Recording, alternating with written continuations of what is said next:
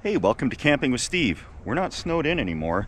We've rented this little car here to putt around in until we get ours fixed. And we got a major snowfall warning coming in tonight, like imminent or occurring as we speak. So, back of the rental car, I got set up with a little bunk here.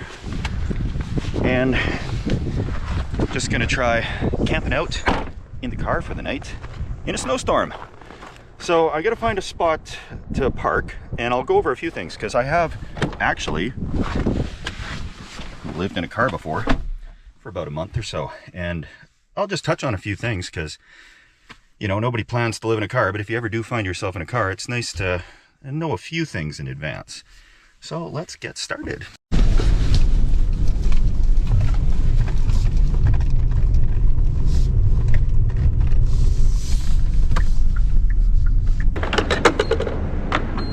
For various reasons, people can find themselves sleeping in a car. And that doesn't necessarily mean you've been evicted or you're homeless or something like that.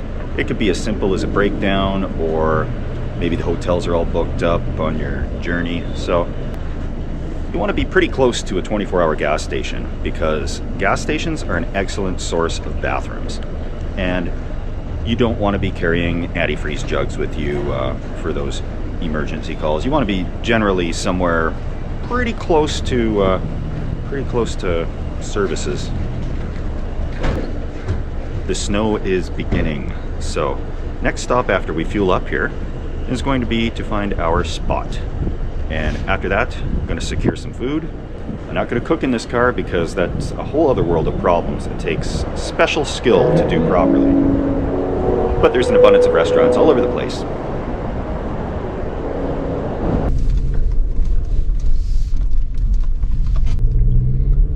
Walmarts used to be a good option for a quick overnighter.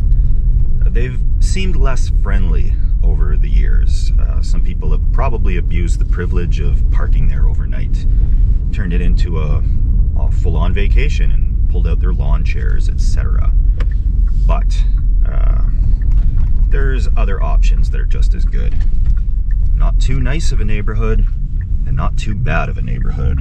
You need that Goldilocks zone for sure, because you're likely to get into trouble in both the extreme locations. If you're somewhat close to an apartment building where there could be random vehicles, that's a good thing too, because a lot of people know the vehicles in their neighborhood and they keep an eye out for each other, obviously, and a strange car would arouse some severe suspicion it was somebody sleeping in it overnight.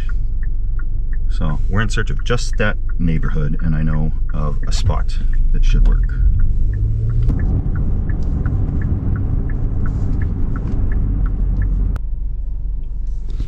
This looks like a pretty good spot. There is no sidewalk along this side here. There is an apartment building over there, so it's not unusual, I guess, for a vehicle to be parked here. Maybe they're visiting a friend or loved one at the apartment building. It's your typical blue-collar, working-class neighborhood, so I don't think there should be too much of a problem. Now, what might seem like a downfall is that there's a heavy snowfall warning, but that just means my windows will be all covered in snow and nobody is going to be able to see in. When I'd moved out to the coast, I lived in my car years ago in my 20s for the first month until I got my RV, and that was great when it rained or something like that, because the windows would get coated in this pebbly coating of water, and it was really hard for anybody to see in. It was a little bit more tricky to tell if there was condensation on the window, which there will be in cold temperatures. So I will be cracking the windows just enough to get some ventilation, to let some moisture out, and not big enough to let the snow in, hopefully. So we're going to go around the block, make sure there's nothing major happening here that would be a problem, you know, like party somewhere or something like that. And I think we're in the zone for a good camping spot. Okay, I don't see any major raging keggers in the neighborhood. I don't see anybody staring out their blinds with binoculars looking for trouble. I think this is going to be a great spot to set up camp for the night. I'm just gonna secure some food before it snows too badly, and then once I get parked, I'll pretty much stay there so that there's no tracks coming in and out of my car, and we should be a-okay for a stealthy sleep in the car. Now, I swore to myself years ago that I'd never own another vehicle that I couldn't live in if push came to shove. So something along these lines is really versatile, and they're not too bad on gas as well. Food is ordered, and according to this app, that means 15 minutes from now I'll be eating a hot, steaming, delicious pizza. So the obvious question is, why am I sleeping in a Hyundai Santa Fe? To be honest, I get a kick out of it. There's a little bit of a challenge. It's cozy, I think, and it takes me back to my mid-20s. I'd spent a month living in a Pontiac G6, which is nowhere near as good of a setup as this. But the first few days were rough. After that, it was a walk in the park. I could pull in, sleep with all the noise around me. It would rain a little bit. That'd cover up the windows so people couldn't see in too easily. This has got some window tint, and I think as long as nobody's walking by really close, I shouldn't have too much of a problem. So that's the story about that. And I did live in there a month and then got my RV. Then I lived in the RV for another 3 years or so before rejoining society and becoming a quote-unquote productive member of society. So let's go grab that food, and as soon as this snow starts to really fall a little heavier, we are going to commence the hunkering down.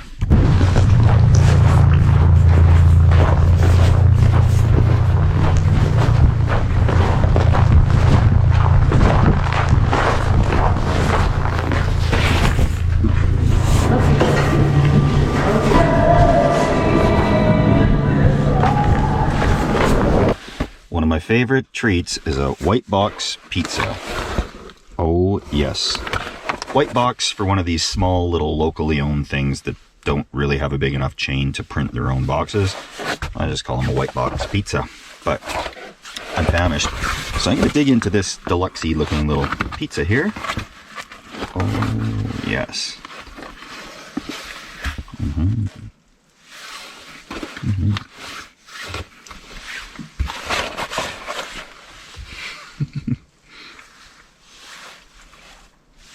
That steams up the windows pretty good, but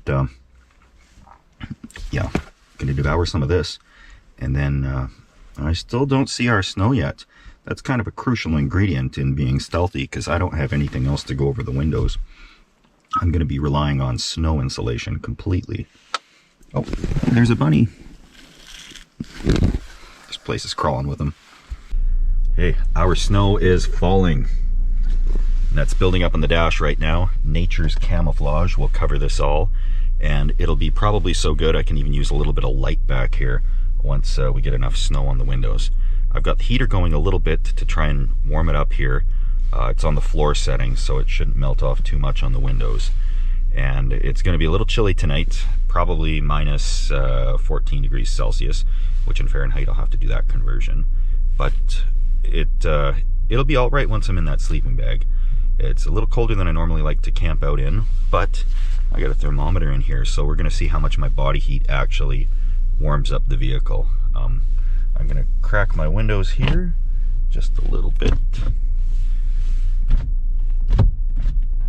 Provide ventilation, and that way in the morning it's not a huge deal to try and thaw this all out, because when you're camping in really cold weather in a vehicle, it will be solid ice on the inside of the windows just from exhaling all night. So time to turn off these lights and crawl into the back.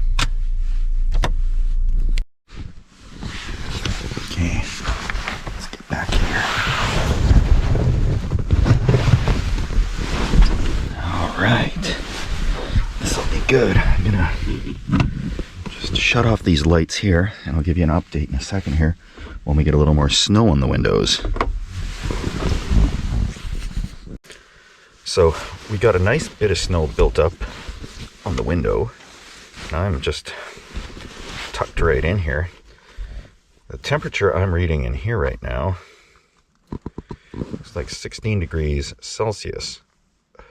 Can't even see my breath. That's really good, considering outside it's around minus 14 Celsius now, minus 13, 14, somewhere in that range. So I'm anticipating it will get colder in here. So I've got my delicious step 2 of root beer in the sleeping bag, along with a bottle of water for when I wake up in the morning and I'm thirsty from sleeping in a car all night. So that's what I got right now. I have to give a big shout out to people who are sponsoring these adventures. So thank you all for your generous donations. And again, certainly don't feel obligated to. I appreciate those who do, but there are people actually living in cars right now. So if you donate to Habitat for Humanity or a food bank or something like that, just shoot me an email. You can find the email on campingwithsteve.com, and get in touch with me that way, and I'll give you a shout out just for donating to a good cause. That's all we really need in this world right now, is to make things a bit easier, because I'm in the car by choice. A lot of people aren't.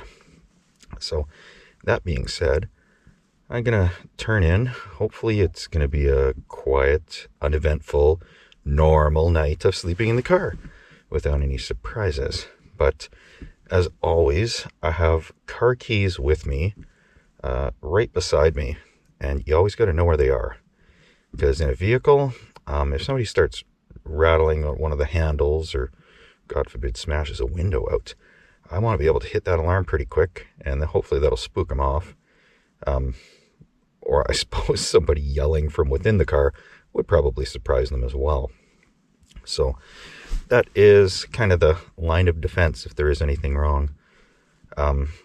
With the vehicles you choose, if you're camping in them, the junkier they look, the more problems you're going to have. I've been living in vehicles not for a while now, but I had enough experience in it. If I drove past, I could easily tell if somebody was sleeping in the vehicle.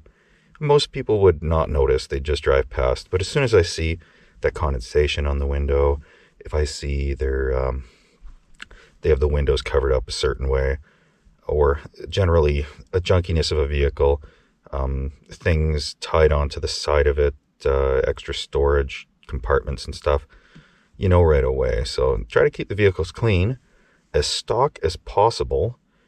Don't dress it out with limo tint on all the front windows and everything. That's just got to try and keep it as normal looking a vehicle as possible. But this old timer can ramble on sometimes, so I'm going to turn off the light. We'll see you guys in the morning, and thanks for watching. Now you're camping with Steve, kind of, or sleeping in a car with Steve. Cheers.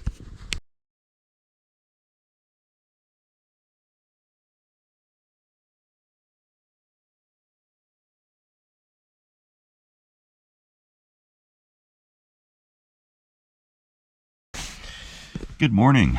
Nothing soothes the soul more than sleeping in a nest of blankets in the back of an SUV. It was a little bit chilly last night. I could say that. I was actually sleeping right on my thermometer, so I don't have an actual... Oh, hey, I can see the minimum temperature in here. Last night was 0 degrees. So right at freezing, or 0.5 degrees Celsius. And the maximum temperature from when I was sleeping on the thing was probably like 29 degrees. So it was nice and toasty under the sleeping bag, that's for sure. I don't know if we got quite the amount of snow that I was expecting that we'd get. And it could still be snowing for all I know, I'm not sure. But I haven't checked yet if they've still got the snow warning, snowfall warning on. But the amount of condensation even on the windows here, like there is some for sure. But I've slept in a vehicle before.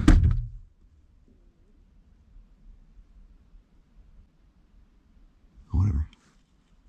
I'm packing up anyhow, so I'm going to start the vehicle, get the thawing process going,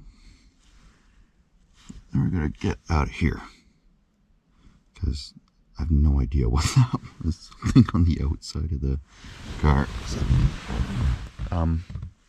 I'll start this up, get the heat going, and that'll have to defrost all the windows in here before I can really go anywhere. But it's not unusual. If a vehicle starts out here, a lot of people got those remote car starters, right? Like, so you could just be warming it up. Oh, oh, fluff and stuff. Look at this. My sleeping bag is disintegrating. I think it might be time to check out sleeping bag situations. But yeah, you can see all this little bits of condensation in here. But yeah, let's get this started and then go find some grub. Aha.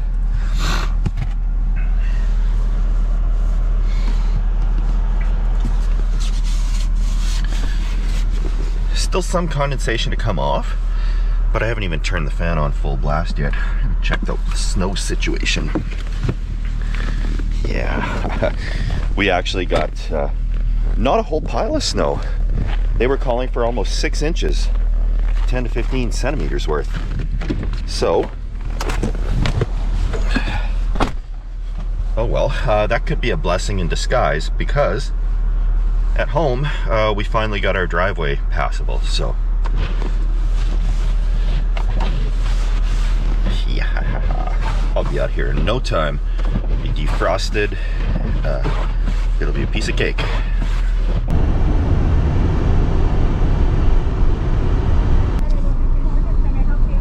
Oh, hi, could I get a large coffee with 2 cream and 1 sugar? And could I also get an everything bagel with cream cheese? A plain, please. And it will be toasted for you? Yes, thank you. Is there any hockey cards going home with you today? Not today. Anything else I can do for you? That's everything, thanks. $4.53, sir. Have a good day. You too, thank you very much.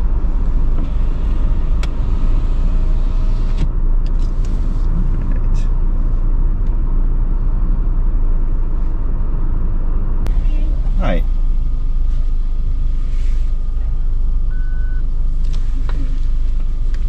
Thank you. Thanks.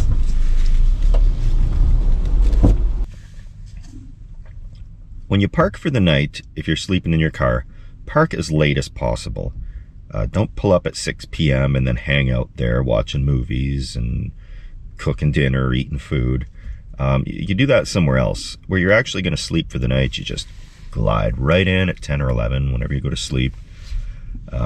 Peek around, make sure nobody saw you, crawl into the back, and then you get out as early as you can in the morning.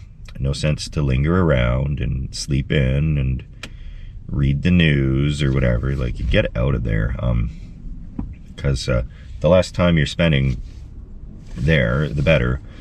And some people do seem to think that this is that sleeping in your car is a very serious crime. I think in some states it is a little bit more serious than here. I think if there was a complaint to the police, they would probably knock on the door, ask you what you're doing. They may tell you to move somewhere else if they're not comfortable with where you're parked, but I don't think that they'd give you a ticket or anything like that. I don't think it is possible here, but they certainly could harass you, and that's just not pleasant to deal with at 2 or 3 in the morning when it's freezing in your car, etc. Like, yeah. So it's Tim Hortons everything bagel. I guess that means everything but cheese. I just see sesame seeds and poppy seeds on this everything bagel. Oh, well. Yeah. One side's got cream cheese. Yum. Does not look toasted at all. This isn't toasted. Huh. Unreal. Yeah, I'm gonna have to look at that video and see if I double check I actually said to get it toasted. That'll be good. So thanks for watching. I'm gonna have my breakfast here, and we're gonna upload this as soon as I can find a good cell tower to park under. I'm gonna test my upload speeds here, because unfortunately, not only do we not have fiber optic internet, we don't have cable internet, we don't have DSL internet. We've got a little Wi-Fi hub, or a little LTE hub at home, and that just uploads at 1 megabit per second. So my files are usually like 10, 13 gigs in that area for a 4K file. So it's really tricky to try and get that done from home unless I, spend the whole day uploading. My cellular data, they give me 50 gigs a month. So 4 videos a month, they can be about 12.5 gigs each, as long as I don't use any other data. So that's what we'll do. We will use up 12.5 of my gigs today somewhere. Yeah, so thanks for watching. If you can tolerate this stuff, or if you're mildly curious, you can please consider subscribing. There's also, of course, hunker down merch. There's a few different designs, and as soon as I get the time, I'll be putting up another design or two. And that's a perfect gift for someone who loves my channel, or if somebody hates my channel, that would be a hilarious, ironic gift if you got that for them. So there's those options. But yeah, other than that, we will see you guys next week. And now you've been camping with Steve, kind of, in the back of a car. Cheers, guys.